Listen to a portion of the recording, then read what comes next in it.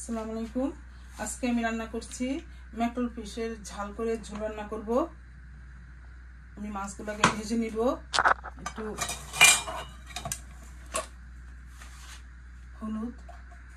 হলুদ পাউডার আর একটু chilli powder দিয়ে মাছটা মাখায়া একটু লবণ দিয়ে দিলাম, একটু মাখাই নিতেছি। আমার হাত ক্লিন আছে, আমি অলরেডি হাত ধুয়ে ফেলেছি, ধুয়ে নিয়েছি।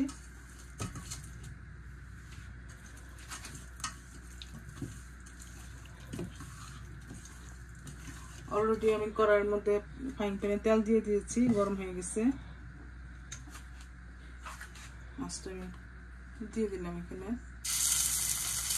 ফ্রাইং প্যানে।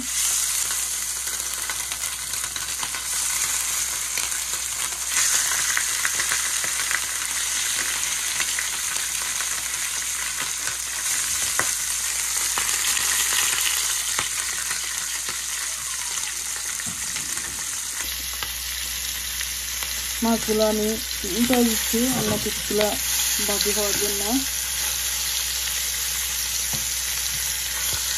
ম্যাটল ফিশটা অনেক ফ্রেশ ম্যাটল হচ্ছে ইলিশ মাছের মতো টেস্ট মনে হয়, অনেক মজা হয়। আপনারা খেয়ে টেস্ট করে দেখতে পারেন, যদি ওই কিন্তু অনেক মজা।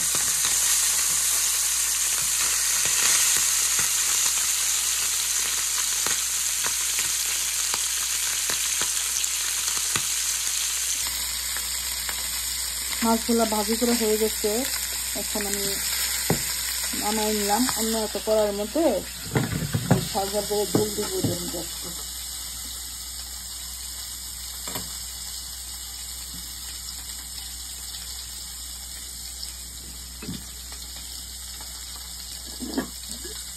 পরিমাণ মতো তেল দিয়ে দিলাম।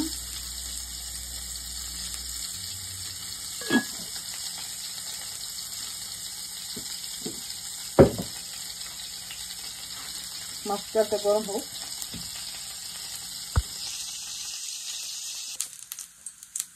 তেলটা গরম হয়ে গেছে, আমি এখন কিছু অনিয়ন দিলাম।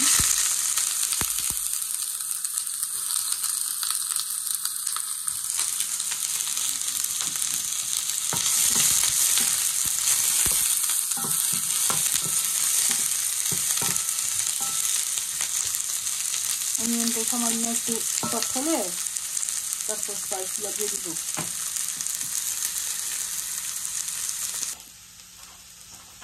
এখন আমি কতগুলো স্পাইস দিয়েছি। প্রথমে আমি একটু হলুদ দিয়ে দিলাম অল্প করে,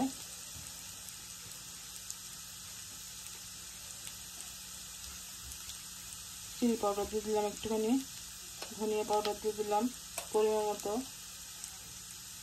দিয়ে আমি একটু পানি দিয়ে দিলাম, না স্পাইসগুলো পড়ে যাবে, এই জন্য একটু অল্প করে পানি দিয়ে দিলাম। আগুনটা একটু বাড়াই দিলাম।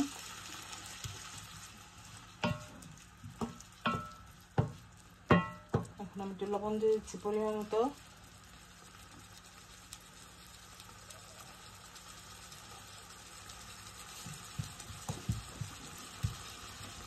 সাধারণ যে লবণ দিয়ে দিবেন,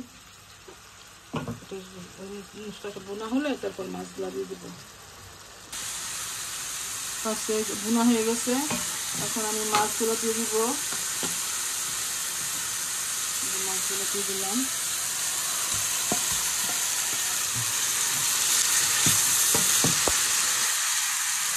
একটু পানি দিয়ে দিচ্ছি, বেশ পেটের দিয়ে রাখবো না, মাছটা আমি ভুনা করবো। পরিমাণ মতো পানি দিলাম এই জন্য।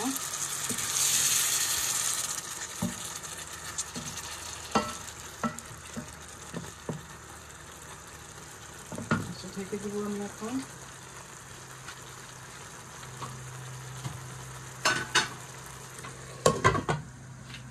মাছটা হচ্ছে, আমি আবার ফিরে আসবো। আমি দেখতেছি মাছটা কেমন হলো। এখন অলমোস্ট ডান। আমি একটু ধনিয়া পাতা দিয়ে দিব। আমাদের এখানে আমরা ফ্রোজেন করে ধনিয়া পাতা, কারণ কাছের ভিতরে কোনো শখ নাই, ওই জন্য আমি কিনে এনে ধুয়ে ফ্রোজেন করে রেখে দিই। আমাদের এখানে কোনো অপশন নাই। হয়ে গেছে মাছটা, এখন আপনাদের পরিবেশন করে আমি দেখাবো আপনাদের।